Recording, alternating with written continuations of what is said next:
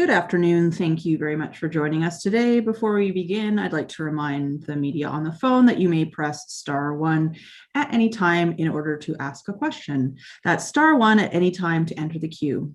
The question and answer portion will take place after remarks.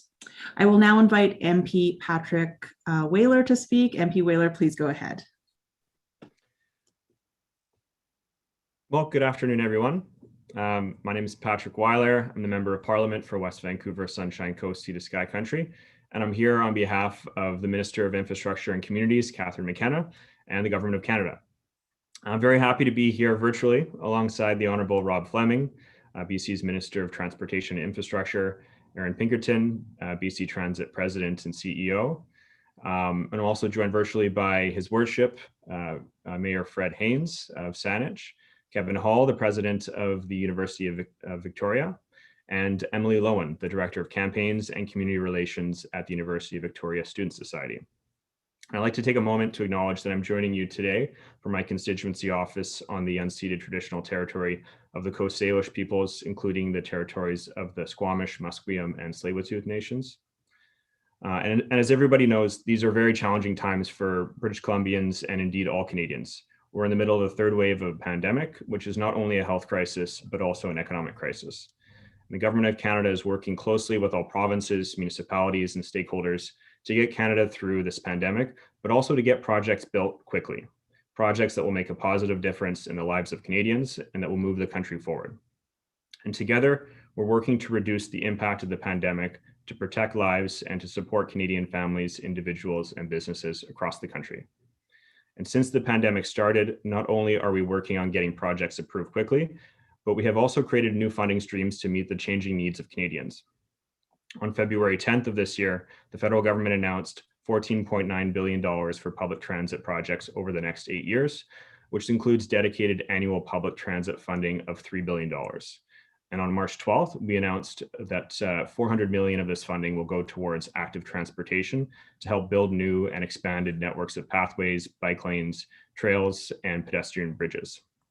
We've also announced dedicated funding for the procurement of electric buses, as well as innovative approaches for funding transit in rural communities as of yesterday. So predictable transit funding supports communities' plans for the future, creates jobs, fights climate change, and rebuilds a more competitive and more resilient economy when it is needed the most. So I'm very pleased to join the province and other partners today to announce funding for 2 public transit infrastructure projects in Greater Victoria. The Government of Canada is investing more than $3.1 million into the vehicle acquisition project and over $1.7 million in the UVic exchange project through the public transit infrastructure stream of the Investing in Canada program. The vehicle acquisition project will bring 15 new buses fueled with compressed natural gas or renewable natural gas to Victoria, and these buses will replace diesel-fueled buses as they get taken off the road at the end of their useful life. The new buses will help avoid gaps in service and improve the capacity of the transit system in Greater Victoria, making it more reliable for users. And the University of Victoria Exchange project will rehabilitate the existing exchange and bus stops along Ring Road and improve approximately 9 bus bays, 6 bus shelters, and 2 layover bays. The project will also see the redevelopment of the surrounding pedestrian and bicycle storage infrastructure. And I'm especially proud to be participating in today's announcement because I also get to recognize that my good friend, Sean Heffernan, won a national award for designing the master bike plan for UVic. So improving on public transit and active transportation infrastructure around the University of Victoria will make it easier for students, staff, and residents to get around campus, to get to class, work, appointments, and other activities. And by improving active transportation infrastructure, along with improving safety capacity and access to public transit, the 2 projects announced today will make it easier for people to use and choose public transit and help protect the environment. And the really good news is that investing in infrastructure also creates jobs and supports local economies at a time when our country needs it the most. And infrastructure is important because it's about the real things to real people. It allows people to live healthier lives, it helps grow businesses, and it keeps communities connected. And when we invest in infrastructure, we're investing in stronger neighborhoods and a better quality of life for Canadians. And I'm excited about today's announcement because it will improve the quality of existing and future transit systems, which will in turn encourage more people to use public transit. And with this, we're supporting a strong, bright future for all, and I look forward to building it with you. And now I'd like to invite the Honorable Rob Fleming to speak. Thank you. Thank you so much, Patrick, and thank you for joining us today on behalf of the Government of Canada. I'm Rob Fleming. I'm the MLA for Victoria Swan Lake and the Minister of Transportation and Infrastructure for the province of BC. And it's an honor to be speaking to you today from the traditional territory of the Lekwungen people, the Esquimalt and Songhees nations. And I'm really pleased to be here with a great group of people for today's announcement and good news for our region and for the University of Victoria. Prior to the pandemic, we know that the UVic bus exchange was the second greatest transit destination in Greater Victoria on the Victoria Regional Transit System. 55 buses an hour coming to and from the UVic exchange. It's been a little quieter, more quiet during the pandemic, of course, but with classes returning to in-person learning in September, we can expect those kinds of service levels to bounce back and be part of the fabric of UVic again when we get past the pandemic. Not only do buses passing through the UVic exchange serve students, staff, and faculty, but importantly, they serve people in surrounding communities, Saanich, Oak Bay, and Victoria. And want to thank Mayor Fred Haines for joining us today because he certainly is a champion for public transit in our region. People use these buses and the UVic Transit Exchange 7 days a week, morning, noon, and night, to commute to and from work, school as it may be, to visit friends and family, and to get groceries and make their appointments in their daily lives. And as government, it's our responsibility to ensure that people will have continued access to safe and reliable public transit. And I'm delighted to announce that the province will be investing close to $1.5 million to refurbish and enhance the original University of Victoria exchange that was constructed in 1995, a year I remember well because I have a 1995 UVic student card. And we will be investing an additional $3 million towards purchasing around 15 medium-duty, low-carbon CNG buses to replace the diesel-fueled buses that are at the end of their useful life right now. And I do indeed look forward to future announcements with MP Weiler and the Government of Canada on our partnership for zero carbon electrification of our bus fleets, both in our community and right around the country. These investments, along with the investments from our partners, the Government of Canada, the Victoria Regional Transit Commission, and the University of Victoria will go a long way to support transit riders in Greater Victoria, Oak Bay, and Saanich.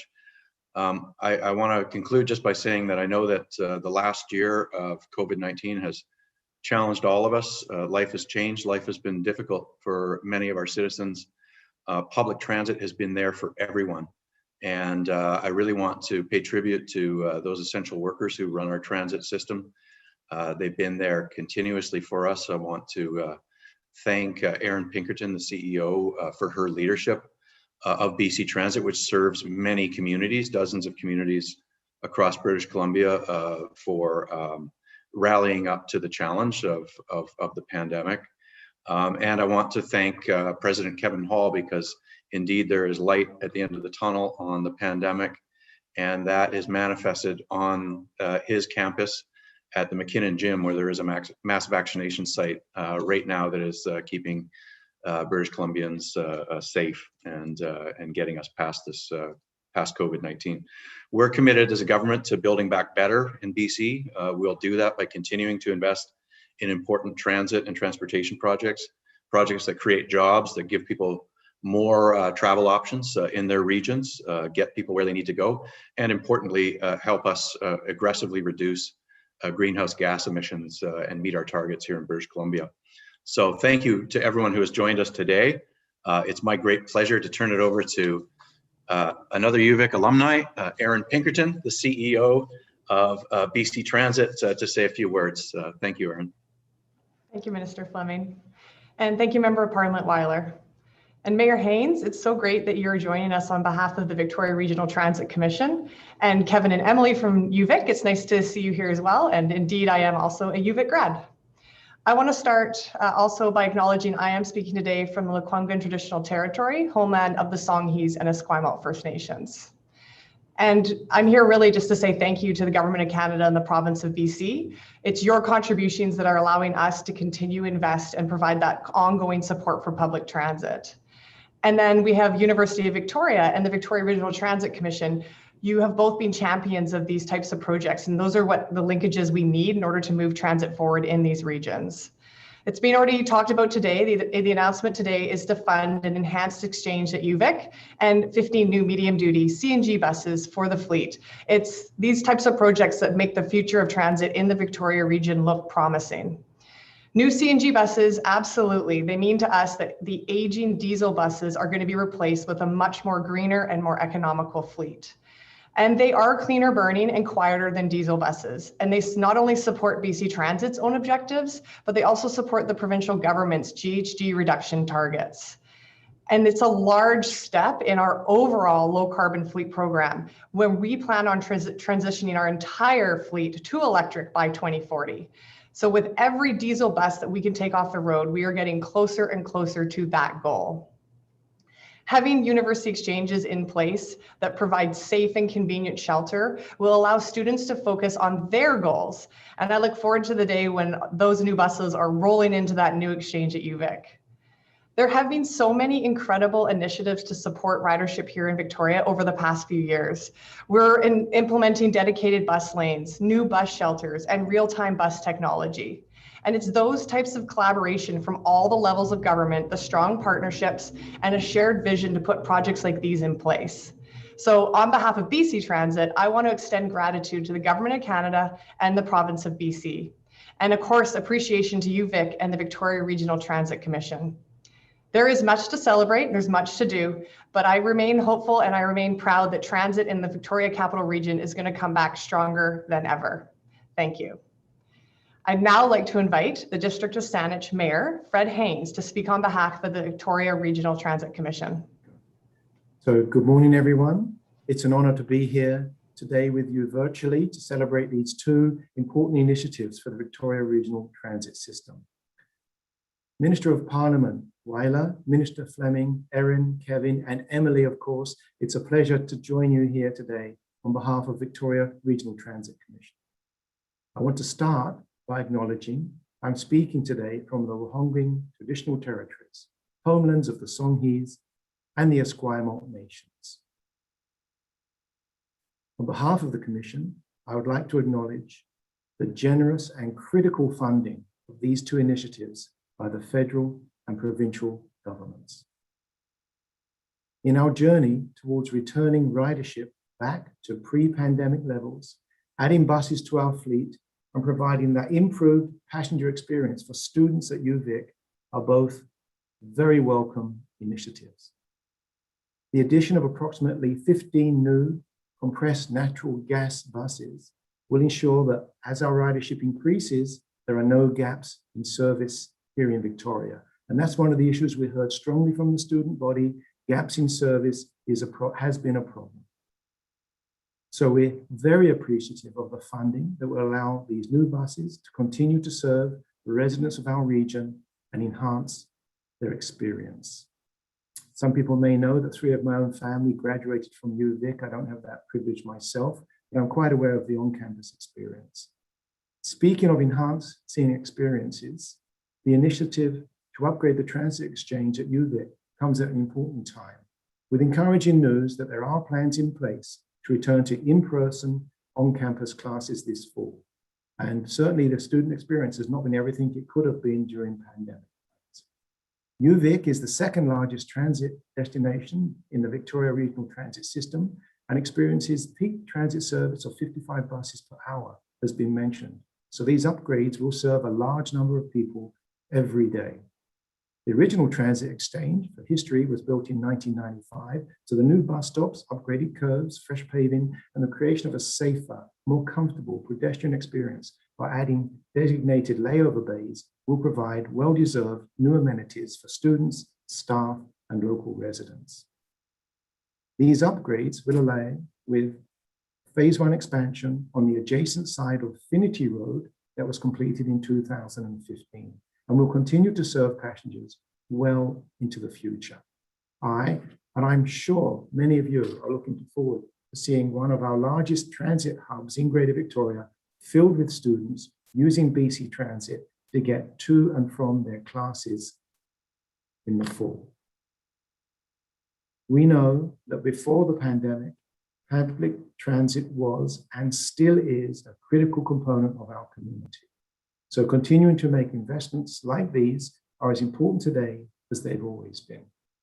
All of the recent investments in transit are contributing to building back our ridership numbers, continuing to make transit an attractive transportation option. So again, on behalf of the Regional Transit Commission, I'd like to thank the Government of Canada and the Province of BC for their ongoing support and contributions. But importantly, I want to give a shout out to Emily and all the people at UVic and UVic Student Society and Camosun for their calling out and working with us to make sure that these initiatives are brought forward. Thank you for celebrating today these two important additions with us, and I look forward to seeing how these great investments benefit our passengers here in Greater Victoria.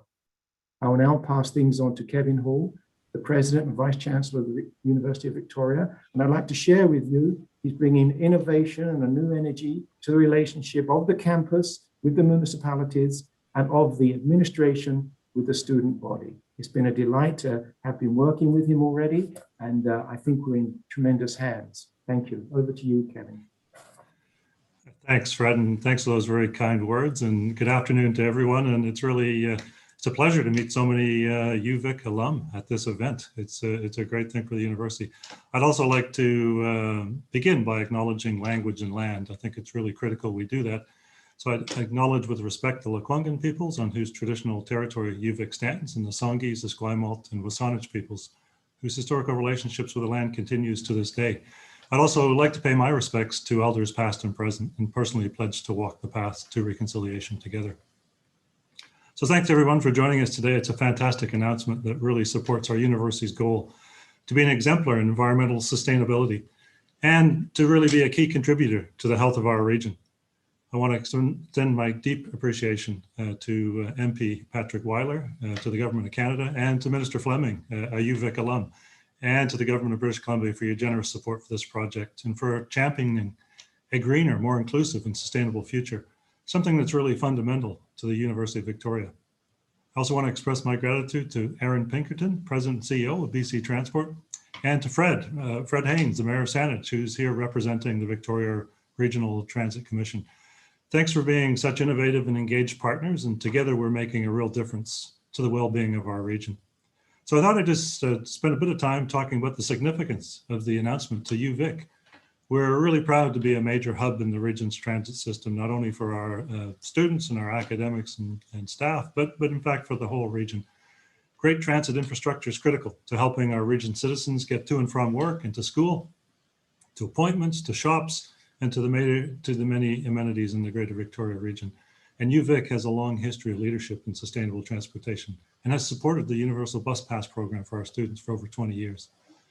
The upgrades to this transit exchange are going to have a very significant and positive impact on our students, staff, and faculty, as well as the visitors that come to our campus. It'll help us reach our goal of having 70% of all trips to and from campus being with sustainable modes of transportation.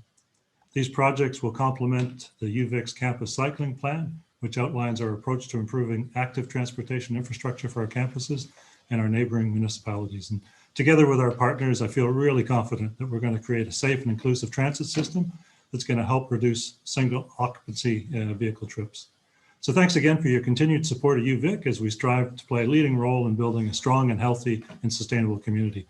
So I'd now like to call on Emily Lowen. Emily is the Director of Campaigns and Community Relationships for the University of Victoria Student Society.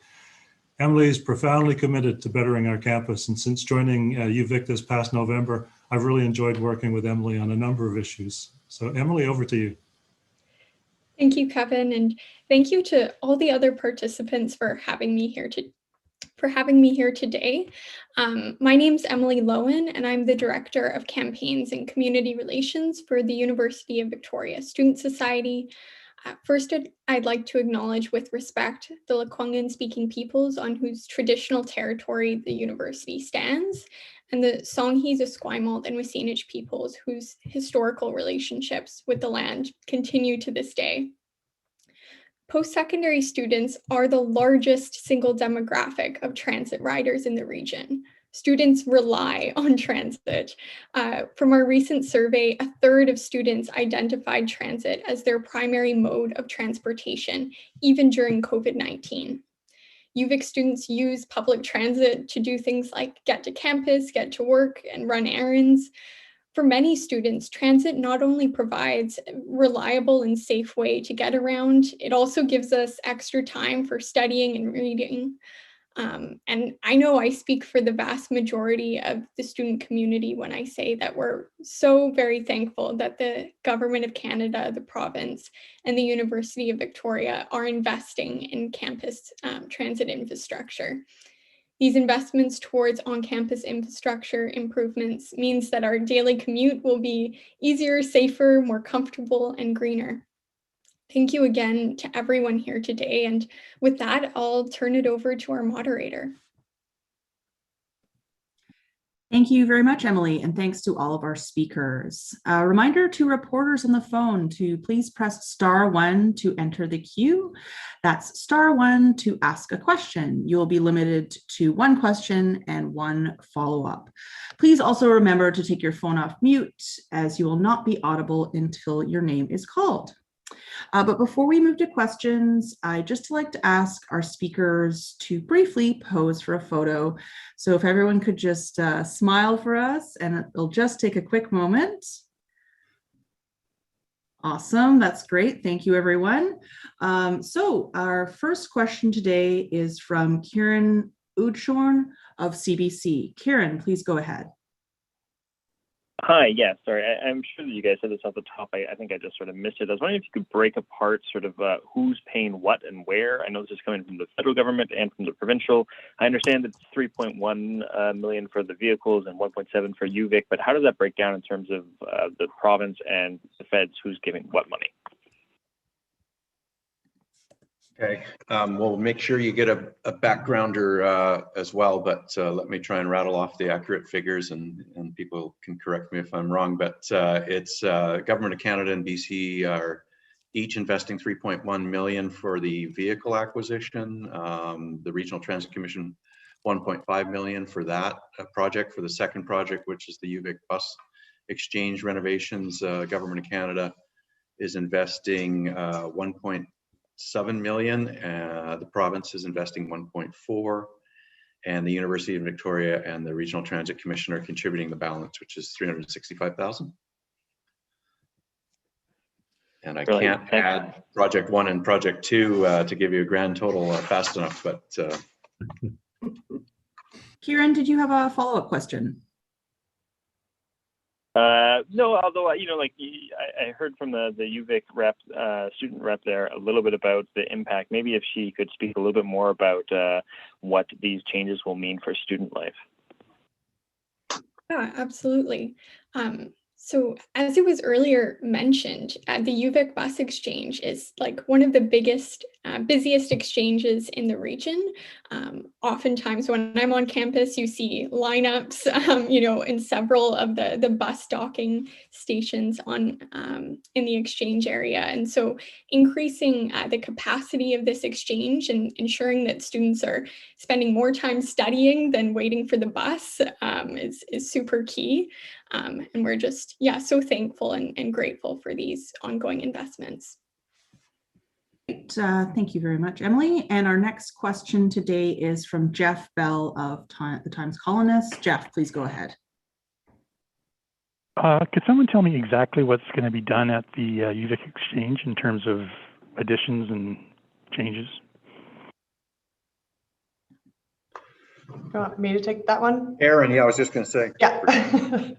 Yeah. Okay. So as we mentioned, the original exchange is from 1995, and then In 2015, we actually expanded the UVic exchange across the street. So this is bringing the original exchange up to the same standard that the previous expansion had done from 2015. So things like upgrading all the bus stops, curbing, paving, shelters.